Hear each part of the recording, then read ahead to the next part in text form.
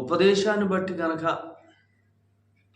మన ప్రధాన యాజకుని కూర్చున్న ఆయన యాజకత్వాన్ని బట్టి మనకు కలిగిన స్థితిని, మనకు కలిగిన ఆశీర్వచనాన్ని, వీటన్నిటిని ఎరుగుతూ మనం చేస్తే అప్పుడు అసలు వాటిని చాలా నెగ్లిజిబుల్గా చేస్తాం. మనం కనపడాలని అనుకో, అది వాక్యం ఎరగకుండా చేస్తే మనం కనపడాలనుకుంటాం.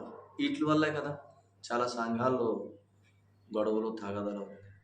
కానీ ఉపదేశాన్ని బట్టి చేస్తే అసలు మనం కనపడం. అలాగ నడిపిస్తాడు మన ప్రభు. అప్పుడు మనం ఇంకా ఇవ్వగలుగుతాం. దశభాగమే కాదు, ఇంకా వర్ధిల్లు కొలిది ఇవ్వగలుగుతాం.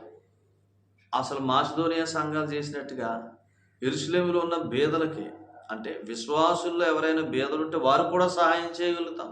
వెనకాడం దైవ కార్యాలకు సహాయం చేయగలుగుతాం. ఉపకార ద్రవ్యంలో ఇవ్వగలుగుతాం. స్వేచ్ఛార్పణం ఇవ్వగలుగుతాం. దశంభాగం మాత్రం మీరు ఉపదేశం పొందుతున్న, అనుదిన ఉపదేశం చక్కగా పొందుతున్న సేవకునికి, మీ ఆత్మలను క్రీస్తునందున్న జీవంలోని నడిపిస్తున్న సేవకునికి ఖచ్చితంగా ఇవ్వాలి. స్వేచ్ఛార్పణ మీరు ఎవరికి ఇవ్వాలనుకుంటే వాళ్ళకి ఇవ్వచ్చు, మీ అభిమానాన్ని బట్టి. కానీ ఉపదేశం పొందువాడికి మాత్రం చెందాలి. ఉపకార ద్రవ్యం అది వేరు. కొంతమంది దశంభాగాన్నే, వాళ్ళ దశంభాగాన్ని తీసి మొత్తం మొక్క చెక్కల కింద వాళ్ళు ఇష్టం వచ్చినట్టు వాడతారు. అది క్రమం కాదు, అది తప్పు. మీకు తెలియటం కోసం చెప్తున్నాను తప్ప మీరు ఇవ్వాలని కాదు. మీరు ఎక్కడైతే ఉపదేశాన్ని పొందుతున్నారో అక్కడే మీరు ఇవ్వండి. శ్రేష్టమైన ఉపదేశం మీ హృదయాలను క్రీస్తు విషయమైన,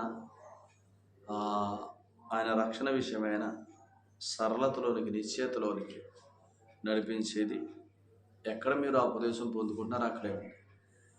క్రీస్తు విషయమైన సరళత అంటే యేసు ప్రభునందు విశ్వాసము ద్వారా నేను నీతివంతుణ్ణి, దేవుని ఎదుట నీతివంతుణ్ణి, దేవుని కుమారుణ్ణి, క్రీస్తుతోటి వారసున్నాయి, ఆ ఉన్నతలోకి జీవానికి వారసున్నాయి, ఆ అనుభూతులకు వారసున్నాయి, కూర్చోబెట్టబడ్డాను, ఆ జీవాన్ని లోకంలో అనుభవించడానికి పరిశుద్ధాత్మ నాలో ఉన్నాడని ఎరిగి ఆ నిశ్చయతతో బ్రతుకుతుంటే అలాంటి సందేశం మీకు ఎవరు అందిస్తున్నారు?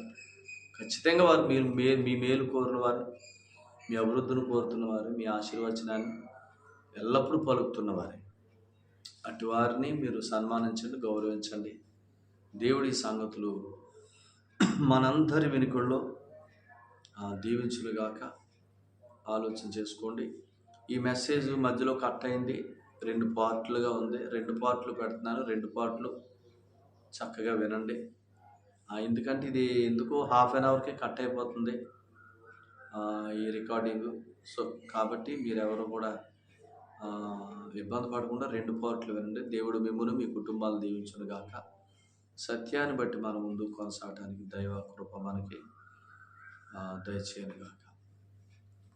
పరిశుద్ధుడు తండ్రి, ప్రేమ కలిగిన దేవుడు, మీకు వందనాలు. ప్రేమించిన సందేశానికి కృతజ్ఞతలు. ఈ సందేశాన్ని బట్టి మేము జీవించడానికి మీ అత్యధికమైన కృపను కుమ్మరించమని, మీ కార్యాలు జరిగించమని, వీళ్ళందరినీ దీవించమని, ఆశీర్వదించమని, వారి కార్యాలు అత్యధికమైన విజయం దయచేయమని, సత్యాన్ని గ్రహించడం ద్వారా కలిగే ప్రతి అబ్రహాం ఆశీర్వచనానికి వారు వారసులైనట్లుగా కృప చూపించమని, క్రీస్తు యేసు వారి అమూల్యమైన నామమును స్తుతించి స్తోత్రాలు చెల్లించి ప్రార్థన చేస్తున్నాం తండ్రి. ఆమేన్. ప్రభు మిమ్మును, మీ కుటుంబాన్ని బాగుగా దీవించునుగాక.